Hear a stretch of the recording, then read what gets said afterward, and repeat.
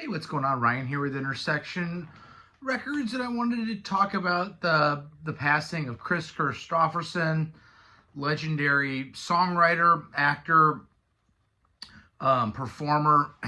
he he died at the age of 88. He was born in June 22nd of 1936 in Brownsville, Texas. His father was in the U.S. Army. They moved around as a child. He finally settled in California. He was a great athlete, rugby player, football player, track star. He ended up going to college, graduated Phi Beta Kappa, got a Rhodes Scholar after college, attended university in Oxford, England, came back to the United States, joined the U.S. Army as well. He flew helicopters. He was part of the 8th Infantry in Germany. Upon coming back in 1965, he kind of took some odd jobs. They wanted him to be a professor at West Point, but he declined on that. He took some odd jobs, flew helicopters for a petroleum company down in Louisiana.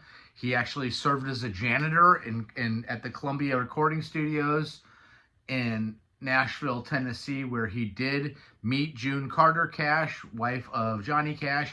He handed June a tape that he presumes Johnny never listened to. But while having spare time on these odd jobs, while flying helicopters in Louisiana and being on oil rigs, he wrote songs like Sunday Morning Coming Down, wrote songs like Me and Bobby McGee, songs that would go on to get recorded by other people and be huge tracks. Help Me Make It Through the Night as another early recording. He had people recording his music as early as 1966. It is said that during this time he landed a helicopter in the lawn of Johnny Cash, again handing a tape to June Carter. Supposedly he was wearing blue jeans and drinking a beer upon landing in their yard. That some of that story I think is true. Some of that story Johnny may have made up. It sounds like maybe Johnny still put that tape on a stack of tapes that people give somebody like Johnny Cash. But finally, Johnny did listen to that tape, and he recorded in 1970 Sunday Morning Coming Down, and that became a hit for Johnny Cash. Around that same time, he put out his album Kristofferson, which has probably my favorite Kris Kristofferson song, Best of All Possible Worlds, which is a song about getting arrested for being drunk and going to jail. It's that album, Kristofferson, was fantastic. In 1970, he was named the Songwriter of the Year, won multiple Grammys. Janis Joplin in 1971 recorded Me and Bobby McGee and made that song, her signature song, really. And that's a Kris Kristofferson song.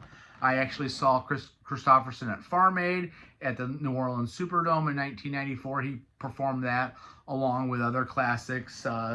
In 1971, he made his acting debut in Dennis Hopper directed movie The Last Movie. He performed at the Isle of Wight that year, again sweeping the Grammys. In 1976, along with Barbra Streisand, starred in A Star Is Born and won a Golden Globe for Best Actor.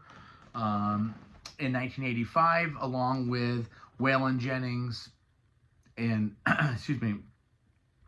Willie Nelson, Kris performed as the Highwaymen, and they had a great run there as kind of a super group. They hung around for about 10 years performing, as a super group, which would have been wonderful to see those guys together. Johnny Cash too, Waylon Jennings, Willie Nelson, and Kristofferson, kind of the big four of that movement of music, along with people like Billy Joe Shaver, a little bit more on the outlaw side.